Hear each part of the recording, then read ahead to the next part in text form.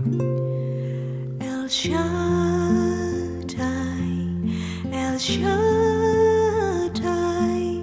Allah Maha Kuasa.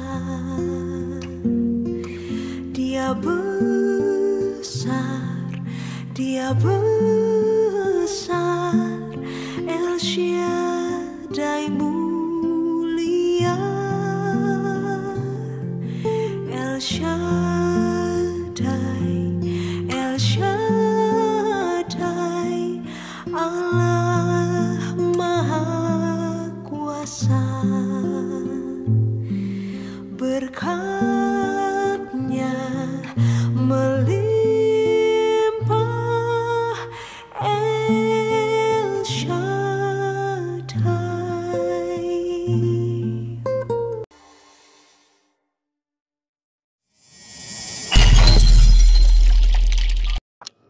Selamat hari Minggu untuk kita semua dimanapun Anda berada. Selamat datang dalam ibadah online dan juga ibadah offline MDC Batam. Kita bersyukur kepada Tuhan.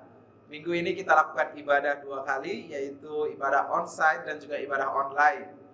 Dan bagi Bapak Ibu yang sampai saat ini masih ibadah online, tetap beribadah dengan sukacita. Percayalah bahwa walaupun ibadah kita lakukan secara online, Tuhan tidak pernah dibatasi oleh apapun. Dan buat Bapak Ibu yang sekarang hadir secara offline di gereja ini, selamat datang, dan juga untuk tetap mematuhi protokol kesehatan secara ketat. Nah, saya juga ingin berterima kasih kepada Anda semua yang sudah ikut doa bersama pada hari Selasa yang lalu. Dan juga pada Selasa yang akan datang, saya tetap mengundang semua kita untuk hadir dalam doa bersama ini. Kita percaya bahwa pada saat kita sehat dan berdoa, ada mujizat Tuhan yang terjadi, ada kuasa Tuhan yang kita alami bersama-sama. Untuk itu saya mendorong kita semua untuk memanfaatkan kesempatan yang ada, untuk kita terus bersekutu bersama dengan Tuhan. Sebentar kita akan memuji Tuhan dan mendengarkan firman Tuhan. Mari siapkan hati kita, berikan yang terbaik, tepuk tangan bersama-sama untuk kita meninggikan Tuhan kita. Selamat beribadah, Tuhan Yesus memberkati.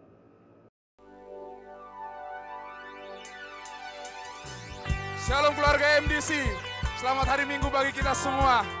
Saya percaya Tuhan kita memberkati kita dalam kehidupan kita hari-hari ini. Kita memuji dan memuliakan nama Tuhan. Kita mau terima api kemuliaan daripada Tuhan.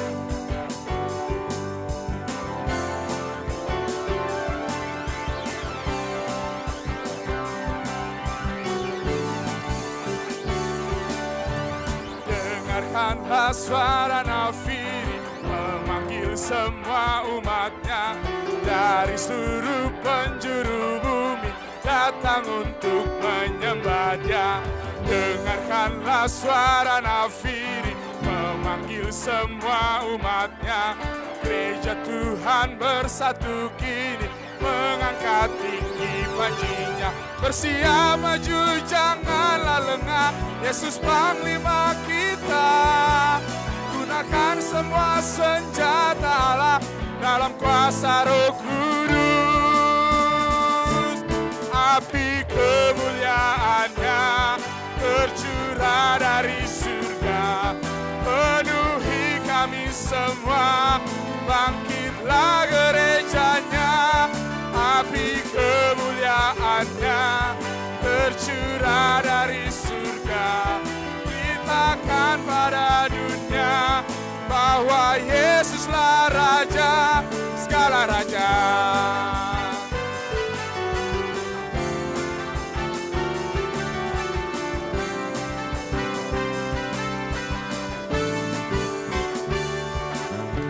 Dengarkanlah suara nafiri memanggil semua umatnya dari seluruh penjuru bumi datang untuk menyembah Dia. Dengarkanlah suara nafiri memanggil semua umatnya.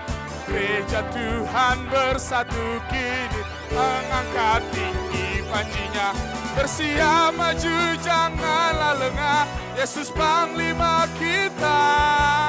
Gunakan semua senjata Allah dalam kuasa Roh Kudus. Mari terima api kemuliaan-Nya tercurah dari surga, penuhi kami semua. Bangkitlah gerejanya, api kemuliaannya tercurah dari surga. Beritakan pada dunia bahwa Yesuslah Raja, segala raja.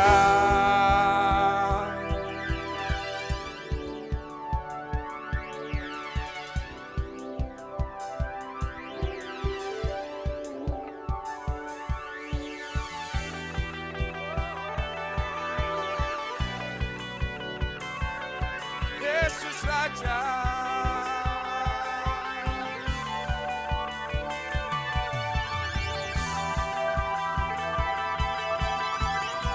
Mari sembah Dia, terima berkat daripadanya.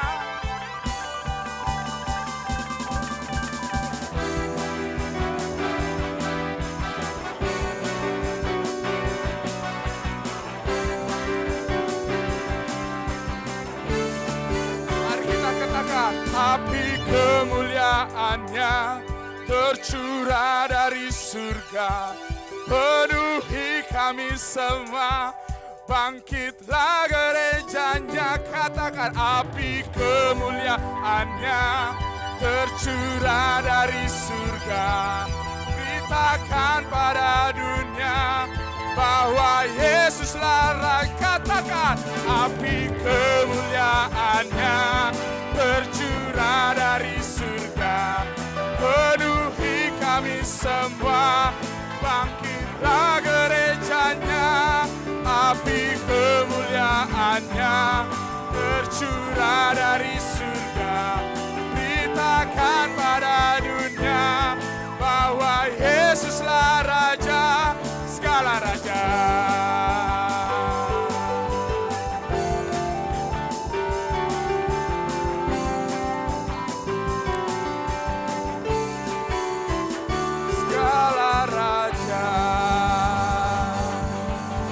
Kemuliaan-Mu tercurah atas kami. Api kemuliaan-Mu tercurah atas gereja-Mu Tuhan. Karena Engkau Tuhan kami, Engkau yang memiliki kuasa, Engkau yang memiliki kemuliaan Tuhan Yesus. Terima kasih Tuhan. Haleluya, haleluya. Kuasa-Mu terlebih besar, Tuhanku terlebih besar, tak pernah terlambat janji-Mu ya Tuhan, menolong hidupku. Kuasa-Mu terlebih besar,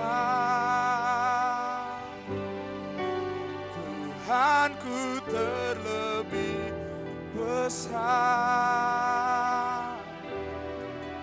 tak pernah terlambat janji-Mu ya Tuhan, pulihkan hidupku.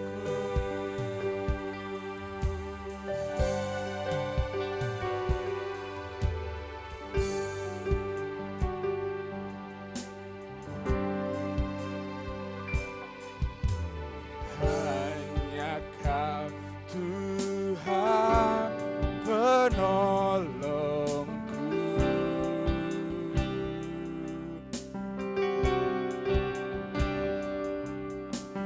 yang selalu setia bersamaku.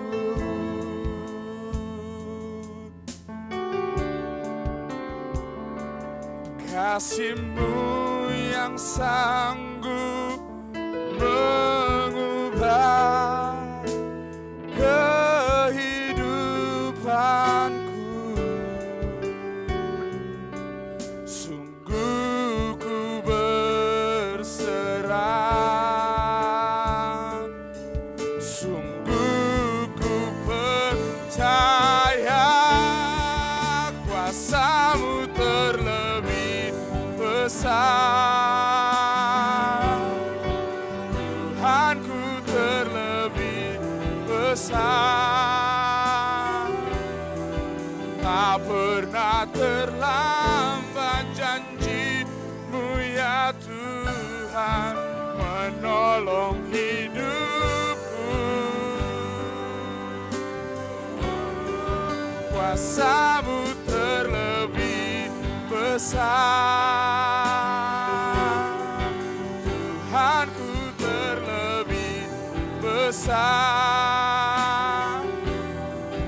Tak pernah terlambat janji-Mu ya Tuhan, pulihkan hidupku. Ku percaya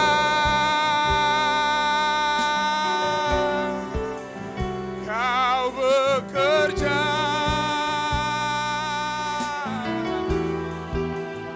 mendatangkan kebaikan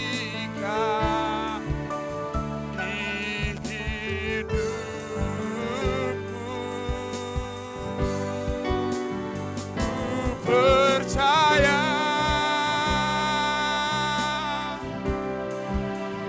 Kau bekerja, mendatangkan kebaikan, mendatangkan kebaikan.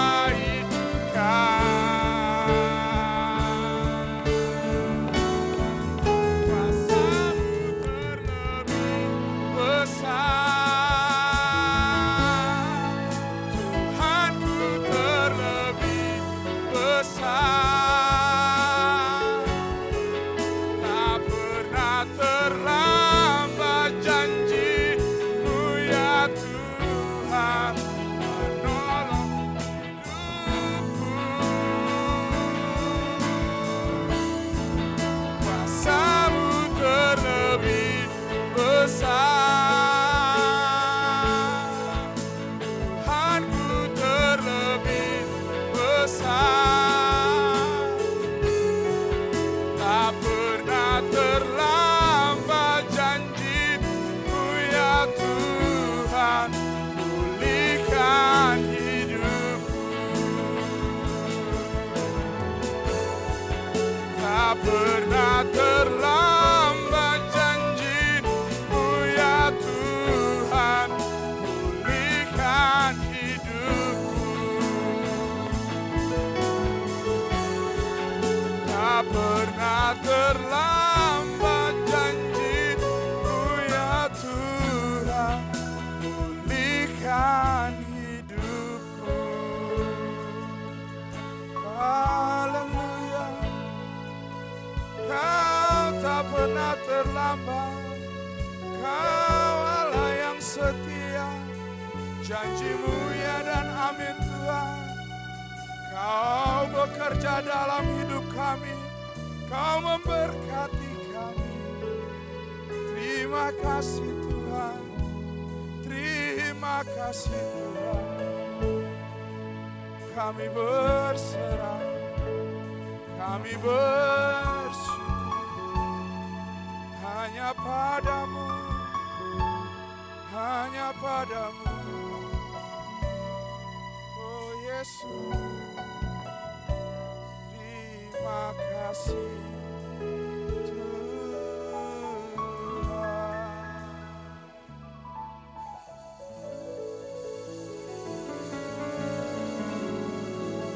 Amin,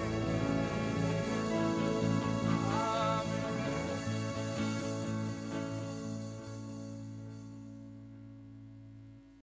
Ya, mari kita bersama-sama berdoa. Tuhan, kami bersyukur, kami berterima kasih bahwa pada pagi hari ini kami boleh sama-sama menikmati firman Tuhan yang akan disampaikan. Tuhan urapi, Tuhan berkati, baik kami yang menyampaikan, begitu juga saudara-saudara yang mendengar, dimanapun saudara kami berada, biar kami sama-sama boleh menambah iman percaya kami kepada Tuhan Yesus Kristus, sehingga kami boleh menjadi orang-orang yang melakukan kebenaran Tuhan dan kami dipakai oleh Tuhan, diberkati Tuhan di mana-mana kami berada. Terima kasih Tuhan, di dalam nama Tuhan Yesus Kristus. Haleluya. Amin. Salam Bapak Ibu Saudara, dimanapun saudara berada, kita harus memuji Tuhan, kita harus bersyukur kepada Tuhan, karena Tuhan baik bagi kita semua. Apapun suasana kita, apapun keadaan kita, Tuhan baik dan Tuhan dahsyat dan Tuhan luar biasa. Saudara, minggu lalu Saudara Yakub berkata dalam peribahasa, bersatu kita teguh, bercerai kita runtuh. Tapi kenyataan hari-hari ini kita disarankan harus jaga jarak supaya aman, supaya sehat katanya. Ya, baru pertama kali terjadi di zaman now ini. Ya, kita harus jaga jarak, kita harus tidak dekat-dekat, baru kita bisa selamat, kita bisa aman, kita bisa damai. Ya. Bahkan dihimbau secara fisik tidak boleh dekat. Dengan kata lain, dihimbau orang yang menikah tidak boleh punya anak dulu. Kalau punya anak, masa-masa ini lagi hamil, itu agak kurang baik katanya. Tidak sehat bagi ibu dan bagi anaknya. Ya. Tetapi apapun yang dikatakan selalu diseru-serukan kepada kita dari pemimpin bangsa ini, mari kita bersatu melawan COVID-19. Mari kita bersatu melawan segala keadaan yang tidak baik, sehingga kita boleh maju terus. Saudara, bersatu di sini maksudnya kita sama-sama melakukan hal yang baik, khususnya disiplin dalam protokol kesehatan. Ya, sama-sama melakukan, dengan seragam melakukan, dengan bersatu satu pendapat bahwa virus ini memang harus diwaspadai. Ya, dan setiap orang harus berolahraga supaya badannya sehat, imunnya bertambah. Maka dari itu sekarang banyak orang naik sepeda di mana-mana saya lihat. Ya, begitu juga dianjurkan bahwa kita kemana-mana harus pakai masker, harus selalu cuci tangan, dan tidak kumpul ramai-ramai bersama. Ya, memang kita harus bersatu lakukan hal-hal ini sehingga kita boleh selamat, orang lain boleh selamat, dan semuanya keadaan boleh menjadi baik. Di dalam Alkitab, Rasul Paulus juga disampaikan beri nasihat kepada kita bahwa orang percaya harus saling membangun sampai kita semua telah mencapai kesatuan iman, ya, dan pengetahuan yang benar tentang anak Allah, kedewasaan penuh, dan tingkat pertumbuhan yang sesuai dengan kepenuhan Kristus. Itu tertulis dalam Efesus pasal 4 ayat 13. Ya. Jadi kesatuan iman itu sangat penting supaya kita tidak goyang pada masa-masa ini. Saudara, bagaimana kita bisa mencapai kesatuan iman? Mari kita sama-sama membaca beberapa ayat dalam Efesus ini, Efesus pasal 4 ini, dari ayat 1 sampai ayat ke-5. Ya, di mana firman Tuhan berkata demikian. Sebab itu aku menasihatkan kamu, aku yang dipenjara karena Tuhan, supaya hidupmu sebagai orang-orang yang telah dipanggil berpadanan dengan panggilan itu. Maksudnya sesuai dengan panggilan itu. Ya. Hendaklah kamu selalu rendah hati, lemah lembut, dan sabar. Tunjukkanlah kasihmu dalam hal saling membantu. Ya. ayat 3 dan dikatakan, dan berusahalah memelihara kesatuan roh oleh ikatan damai sejahtera. Dan ayat 4 dikatakan, satu tubuh dan satu roh, sebagaimana kamu telah dipanggil kepada satu pengharapan yang terkandung dalam panggilanmu. Satu Tuhan, satu iman, satu baptisan. Saudara, ada yang harus kita lakukan untuk mencapai kesatuan iman ini, yaitu 4 hal yang Rasul Paulus berkata: rendah hati, saling rendah hati satu dengan yang lain, maksudnya saling mementingkan satu dengan yang lain, bukan mementingkan diri sendiri. Lemah lembut, kedua, lemah lembut di sini dalam kata aslinya penguasaan diri yang baik. Bukan orang lemah, ya, tapi penguasaan diri yang baik. Dan sabar, dan tunjukkanlah kasihmu dalam hal saling membantu, saling menanggung segala kesusahan dan kesalahan. Itulah panggilan kita sebagai orang percaya, sehingga iman kita boleh dipelihara terus dengan melakukan hal-hal ini, sehingga iman percaya kita menjadi satu. Saudara, memang tidak gampang orang itu saling rendah hati. Hari-hari ini hari yang sulit. Orang makin sulit, makin mementingkan diri sendiri. Apalagi kita dengar ada banyak perusahaan yang memecat banyak orang, mengurangi pegawai. Ya. Kalau hari-hari ini kita lihat kabar-kabar orang yang lamar kerjaan sampai saling injak-injak, ya, tidak mementingkan satu dengan yang lain lagi, tetapi lebih mementingkan diri sendiri, sehingga penguasaan diri bisa terganggu dan orang tidak sabar karena kesulitan demi kesulitan makin banyak, ya, dan orang sulit saling menolong satu dengan yang lain. Kenapa?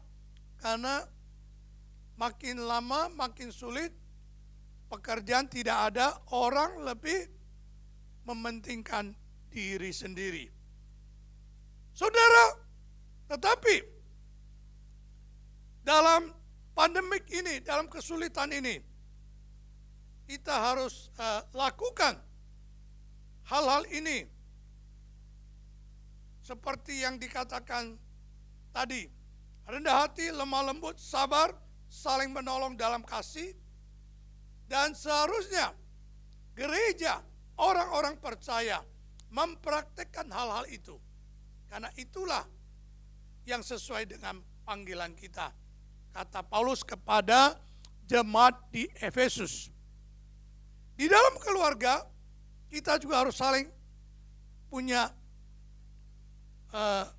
pemikiran untuk kebaikan satu dengan yang lain, ya, di mana suami memikirkan istri, istri memikirkan suami, anak-anak pikirkan orang tua, ya, semua. Tetapi ketika menjadi masalah, kesulitan melakukan hal ini, saling rendah hati, lemah lembut, dan saling menolong, dan sabar. Yang paling sulit, yaitu di dalam keluarga, yaitu antara mertua dan menantu. Mertua dan menantu selalu di survei konflik yang tertinggi di dalam keluarga. Saya pernah dengar seorang laki-laki yang sedang ngobrol dekat-dekat saya, dia berkata bahwa ketika dia di rumah dan menolong istrinya untuk bersihkan rumah dan membersihkan ala-ala dapur, mamanya mulai ngomel.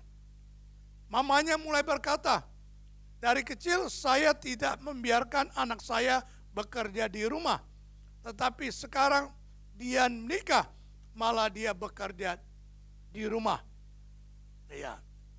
Jadi mamanya menyalahkan istrinya yang tidak mau bekerja. Itu ya sering terjadi. Ya. Maka dari itu hubungan mertua dan menantu itu selalu ada konflik. Dan tidak ada yang berjalan mulus-mulus atau berjalan baik-baik. Tetapi di dalam Alkitab ada satu cerita yang dimana kita bisa melihat bagaimana seorang menantu dan mertua mempunyai hubungan yang sangat baik. Mari kita sama-sama membaca di dalam Rut pasal 1 ayat 16. Rut, buku Rut pasal 1 ayat 16. Buku Rut itu setelah buku Hakim-Hakim. Karena Rut itu menceritakan keadaan satu orang pada zamannya Hakim-Hakim. Ya. Rut pasal 1 ayat 16 dikatakan, tetapi kata Rut, janganlah desak aku meninggalkan engkau dan pulang dengan tidak mengikuti engkau. Sebab kemana engkau pergi, ke situ jugalah aku pergi. Dan di mana engkau bermalam, di situ jugalah aku bermalam. Bangsa mula bangsaku, Allah mula Allahku. Saudara, di dalam buku Rut pasal 1 mengatakan bahwa pada zaman Hakim-Hakim ini ada seorang Israel yang tinggal di Bethlehem, daerah Yehuda, yang bernama Elimelek, bersama istrinya Naomi dan kedua anak laki-lakinya pindah dari daerah Israel pergi ke Moab karena waktu itu ada kelaparan di tanah Yehuda, sehingga mereka pindah ke tanah Moab. Saudara, ketika tinggal di tanah Moab, Elimelek meninggal dan tinggal kedua anak laki-laki bersama Naomi. Dan kemudian mereka tinggal 10 tahun di daerah Moab. Saudara, kedua anak laki-laki itu sudah menikah, maka Naomi dapat 2 menantu. Tetapi dalam 10 tahun itu, kedua anak laki-laki Naomi meninggal. Sehingga Naomi mendengar bahwa di daerah Bethlehem, Tuhan telah memperhatikan umatnya. Dan di situ ada panen raya. Maka Naomi mengambil keputusan untuk pulang ke tanah Yehuda, yaitu di Bethlehem. Saudara, di dalam pasal 1 itu berkata, ketika Naomi mau pulang dan ajak kedua menantunya, dan dalam perjalanan, Naomi berkata kepada kedua menantunya, kalian masih muda, pulanglah ke rumah orang tua kalian dan menikahlah. Tetapi Rut tidak mau pisah dengan Naomi. Rut berkata, di mana engkau bermalam, di situ juga aku bermalam. Bangsa mula bangsaku, Allah mula Allahku. Dengan kata lain, Rut bersama Naomi, mertua dan menantu, satu iman. Satu iman datang kepada Tuhan. Saudara, ketika kesatuan iman itu terjadi, maka terbukalah berkat Tuhan yang besar. Walaupun keadaan yang sangat sulit, karena Naomi udah kehilangan suami dan kedua anaknya. Ketika ada kesatuan iman, maka semua berkat Allah terbuka. Saudara, Naomi dengan rendah hati dan tidak menguasai Rut sebagai menantu. Sebaliknya, menantu itu Rut tetap menganggap bahwa kebahagiaan mertua harus diperhatikan. Maka dari itu di dalam pasal 2, Rut pergi memetik gandum bagi mertuanya untuk menolong mertuanya, Naomi. Saudara, di dalam pasal 2, Rut pergi memetik gandum di salah satu kerabat dari Elimelek, suaminya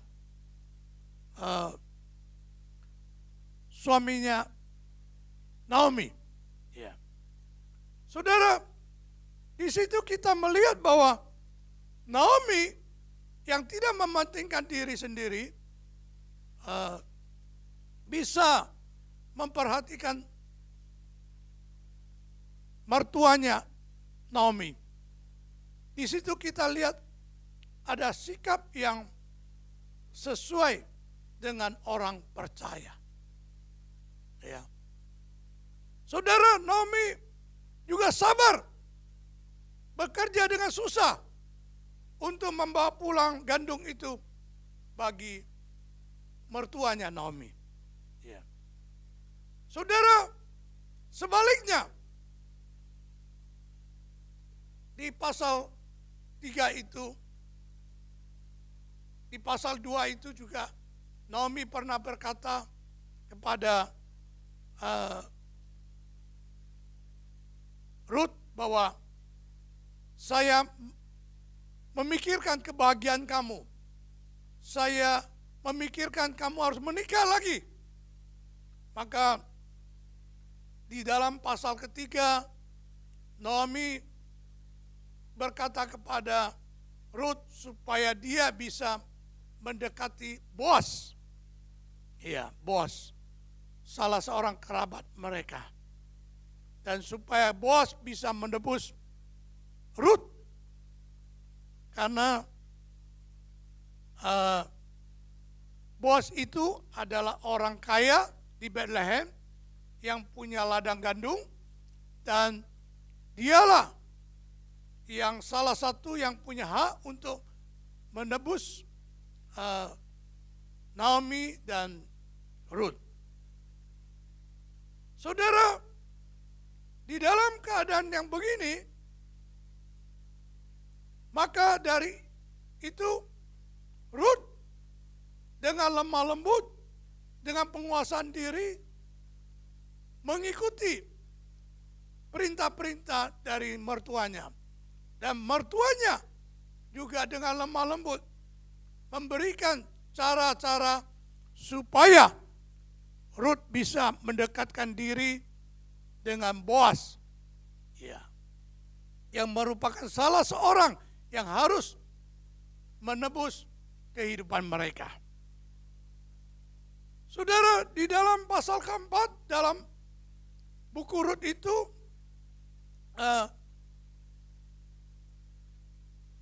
Boas melakukan pelaksanaan menebus Naomi dan Rut.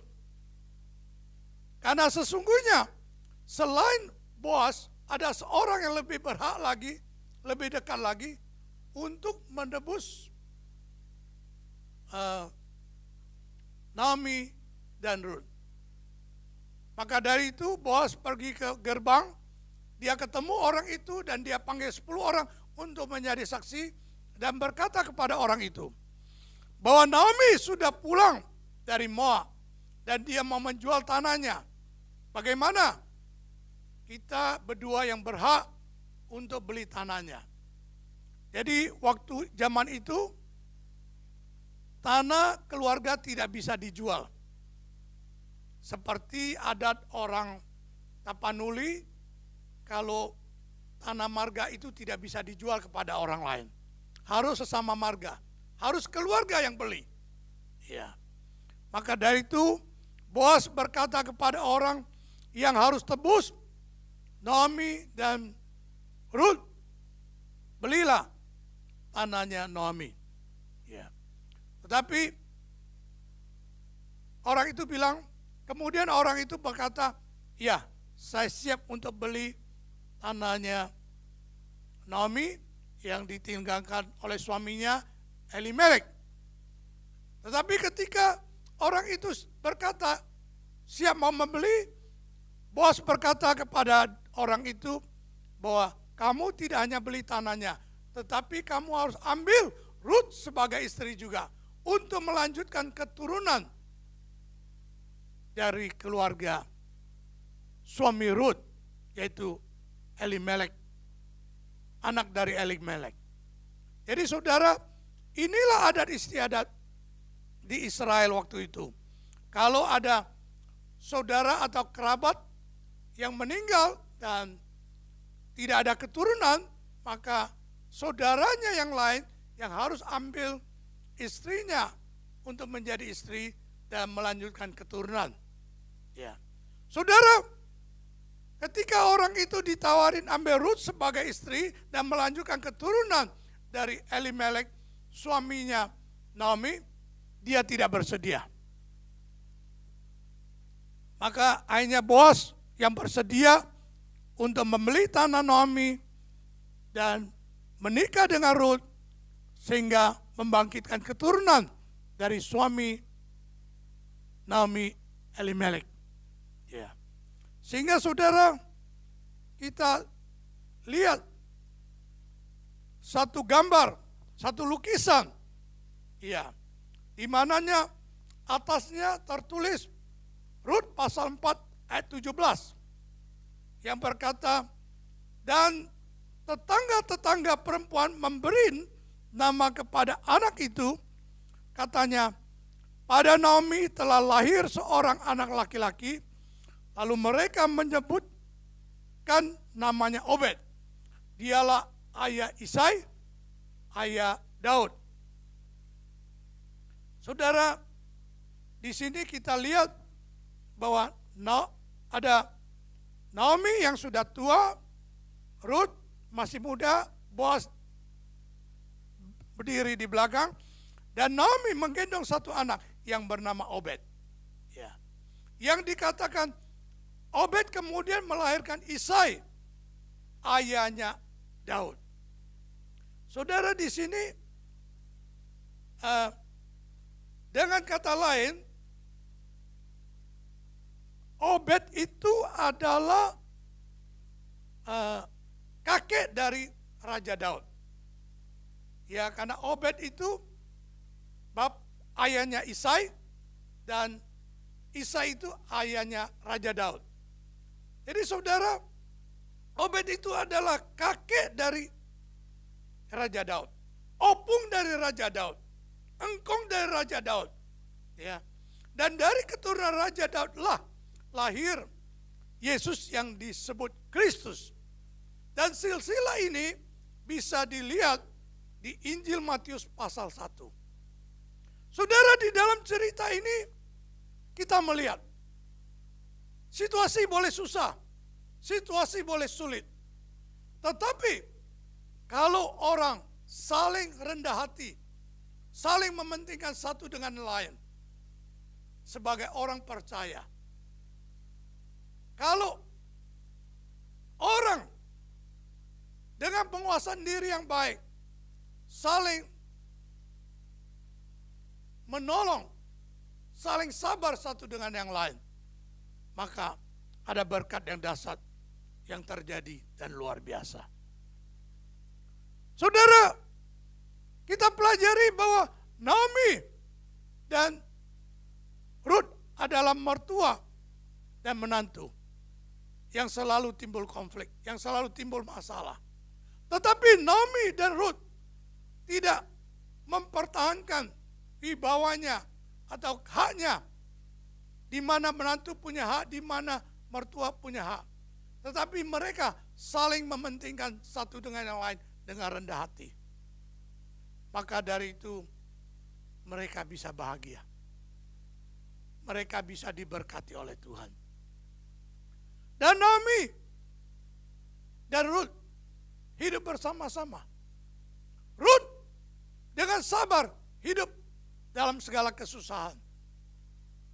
Dan Ruth dengan sabar hidup mau tolong menolong dalam kasih kepada mertuanya. Maka Rut juga mendapat anugerah dari Tuhan, yaitu mendapatkan seorang suami, Boas, orang yang kaya raya di Bethlehem. Dan tidak hanya secara material dia dapat berkat yang luar biasa, tetapi dia juga merupakan nenek moyang daripada Yesus Kristus, Tuhan kita. Saudara, hidup boleh susah, boleh sulit, tetapi sebagai jemaat Allah melakukan yang Allah kehendaki dan mengutamakan satu dengan yang lain, penguasaan diri dengan baik, lemah lembut, sabar, dan saling membantu dalam kasih, maka iman dalam kesatuan dalam Yesus Kristus, kita pasti bisa melewati segala kesulitan. Berapa saat yang lalu, berapa minggu yang lalu, ada seorang jemaat masuk rumah sakit, sehingga orang rumahnya, anak dan suaminya tidak bisa ada konsumsi makanan, dan ibu-ibu kumpulkan banyak sembako, banyak makanan, kirim ke keluarga itu. Itulah salah satu saling tolong menolong. Ya. Saudara, bagaimana kita mampu melakukan semua kebaikan itu? Karena jujur, ketika makin susah, kita makin sulit menolong orang lain. Ketika makin susah, kita makin sulit rendah hati. Dan makin sulit sabar dan lemah lembut. Mari kita sama-sama baca di Efesus pasal 4 ayat 15 berkata, tetapi dengan teguh berpegang kepada kebenaran di dalam kasih kita, bertumbuh di dalam segala hal ke arah Dia, Kristus yang adalah kepala. Jadi, kalau kita berpegang teguh pada kebenaran Tuhan dan bertumbuh di dalam segala hal ke arah Kristus sebagai kepala kita, kita pasti mampu melakukan segala kebaikan itu. Saudara, bagaimana kita berpegang pada kebenaran dan bertumbuh dalam segala hal ke arah Tuhan Yesus Kristus?